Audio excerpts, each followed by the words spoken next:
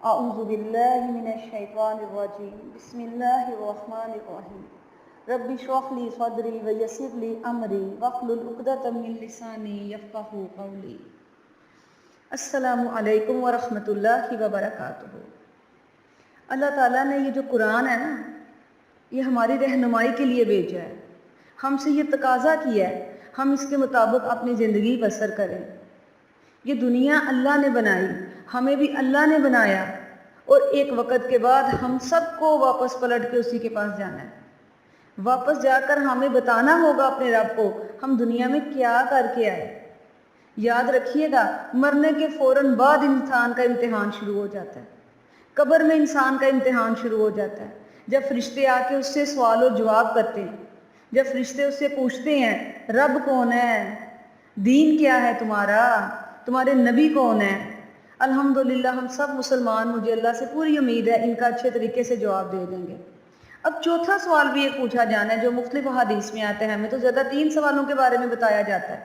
یہ 3 سوالوں کے جو بندہ صحیح جواب دے دے گا اس سے چوتھا سوال پوچھا جائے گا، بھئی تمہیں کیسے پتا چلا ان 3 سوالوں کے جوابات جو تم نے بالکل ہمیں صحیح دیے؟ تو وہ کہے گا کہ میں نے دنیا میں اس قرآن کو پڑھا تھا، اس کی تصدیق کی۔ کیا مطلب؟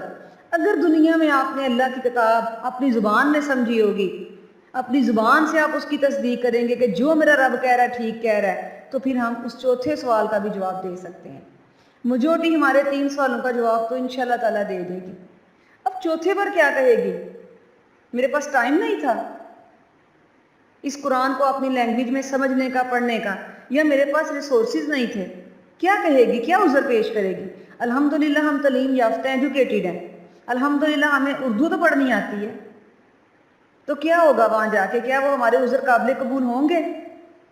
تو اس سے پھر کیا پتہ چلتا ہے؟ یہ پتہ چلتا ہے کہ اگر ہمیں اردو آتی ہے، اگر ہمیں اردو سمجھنی بھی آتی ہے، لکھنی نہیں بھی آتی، حالی سننی آتی، ہمیں اردو کا پتہ ہے یہ لینگویج ہے، ہمیں اس کی سمجھ آ جاتی کوئی جب ہم سے بولتا ہے، تو پھر آئیں اس قرآن کو اپنی زبان میں سمجھنے کی کوشش کریں۔ اور یاد رکھیے گا یہ مشکل کام نہیں ہے۔ کیوں؟ کیونکہ میرے رب نے قرآن پاک میں فرمایا ہے وَلَقَدْ يَسَّرْنَا الْقُرْآنَ لِلذِّكْرِ فَهَلْ مِن مُدَّكِرٍ، ہم نے اس قرآن کو آسان کر دیا ہے، حالی علماء کرام کے لیے نہیں، ہر دنیا کے انسان کے لیے آسان کر دیا ہے اس ذکر کو، اس قرآن کو۔ فَهَلْ مِن مُدَّكِرٍ، کوئی ہے جو اس کے اوپر غور و فکر کرے؟ اللہ ہمیں دعوت دے رہے ہیں، اللہ ہمیں کہہ رہے ہیں آؤ اس قرآن کے اوپر غور و فکر کرو۔ اللہ تعالیٰ قرآن پاک میں کہتے ہیں وَمَن تَزَكَّىٰ فَإِنَّمَا يَتَزَكَّىٰ، جو پاک ہونا چاہتا ہے وہ اپنے نفع کے لیے پاک ہوگا۔ تو قرآن کو صرف اپنے تزکیہ کے لیے آپ نے پڑھنا ہے، تزکیے کے لیے آپ نے سمجھنا ہے۔ کیوں؟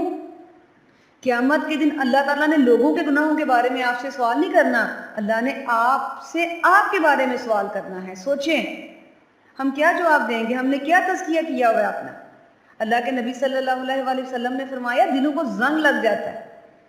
صحابہ کرام بڑے پریشان ہوئے، کہنے لگے یا رسول اللہ صلی اللہ علیہ وآلہ وسلم، یہ لوہے کا زنگ اتارنا تو ہم خوب جانتے ہیں، یہ دلوں کا زنگ کیسے اتاریں گے؟ آپ نے 2 ریمیڈی بتائی تھی، 2 علاج بتائے تھے، کثرت ذکر اور کثرت سے موت کو یاد کرنا۔ یہ 2 چیزیں ہمارے دلوں کے زنگ اتارتی ہیں، ہمارے دلوں کا تزکیہ کرتی ہیں، ہمارے دلوں کو صاف کرتی ہیں منافقت سے، شرک سے، کفر سے، حسد سے، جلن سے، ریاکاری سے۔ تو جس طرح ہمیں اپنے گھروں کی صفائی کی ضرورت ہے، کیا ہمیں دلوں کی صفائی کی ضرورت نہیں ہے؟ اور یہ ایک دفعہ نہیں صاف ہونا، جب تک موت کا فرشتہ نہیں آ جاتا۔ ہمیں اپنے دلوں کے تزکیے کی ضرورت ہے، اس کے لیے ہمیں قرآن کو سمجھنے کی ضرورت ہے، اس کو دل میں اتارنے کی ضرورت ہے۔ اللہ کے نزدیک بیسٹ آف پیپل آپ کو پتہ ہے کون ہے؟ انجینئر نہیں ہے، ڈاکٹر نہیں ہے، ملین ایئر بہت امیر نہیں ہے۔ اللہ کے نزدیک بیسٹ آف پیپل کون ہے؟ قرآن پڑھنے والے اور قرآن پڑھانے والے۔ تو اللہ سے یہی دعا کریں کہ یا اللہ جب تک موت کا وقت نہیں آ جاتا ہمیں قرآن کے پڑھنے اور پڑھانے والوں میں شامل کریں۔ خالی عربی نہیں ہم نے اس کی پڑھنی، ہم نے اس کو سمجھ کے پڑھنا ہے، ہم نے اس کو دل کے اندر اتارنا ہے کہ میرے اللہ نے اس میں ہمیں حکم کیا دیا ہوا ہے۔ یقین کریں جب ہم اس قرآن کو اپنی لینگویج میں پڑھتے ہیں تو ہمارا صحیح دلوں کا تزکیہ ہوتا ہے، ہمارے اندر سے وہ ساری جو ہماری بیماریاں دل کی وہ نکلنی شروع ہوتی ہیں۔ تو یاد رکھیے گا جو علم کے راستے پر چلتا ہے اللہ تعالیٰ اس کے لیے جنت کا راستہ آسان کر دیتے ہیں۔ تو انشاءاللہ تعالیٰ ہم کوشش کر رہے ہیں کہ چھوٹی سی ہم ایک سیریز شروع کریں جس میں کچھ آیات کی 5 یا 10 منٹس کے لیے ہم تھوڑی سی ٹرانسلیشن اور تفسیر کریں جس سے ہمارے دلوں کا تزکیہ ہو۔ دیکھیں زندگی کا کوئی پتہ نہیں کل ہی موت کا وقت آ چکا ہو، لیکن اگر ہم نے یہ کام سٹارٹ کر لیا، بے شک ہماری 10 20 30 25 آیات ہوں، ایک پارہ ہی ہمارا ہو گیا ہو، ہم اللہ کے آگے کچھ تو کہہ سکیں گے، اے پروردگار میں نے تیرے راستے پہ چلنا شروع کر دیا تھا، میں نے تیرا قرآن پڑھنا شروع کر دیا تھا، یا اللہ تیرے اجل نے مہلت ہی نہیں دی، کچھ تو عذر ہوگا۔ تو اللہ سے یہی دعا کریں کہ اللہ تعالیٰ اس قرآن کو پڑھنے والا بنائے۔ یاد رکھیے قرآن بہت محبتوں والا کلام ہے، قرآن غم کی راتوں میں امید کا چراغ ہے، وحشت کے عالم میں صبر اور قرار ہے، اداسی کے موسم میں تسلی بھرا دلاسا دیتا ہے، خزاں بھری زندگی میں بہار بن کے آتا ہے، اور موت کے بعد بھی یہ سارے تحفے ہمیں وصول ہوں گے۔ تو اللہ سے یہی دعا کریں گے یا اللہ اس دنیا میں جتنا تو نے ہمارا وقت مقرر کیا ہوا ہے ہمیں اس قرآن کو سمجھنے والا، سیکھنے والا، یا اللہ عمل کرنے والا، یا اللہ اس کو آگے پہنچانے والا بنا۔ آمین علیہ آمین۔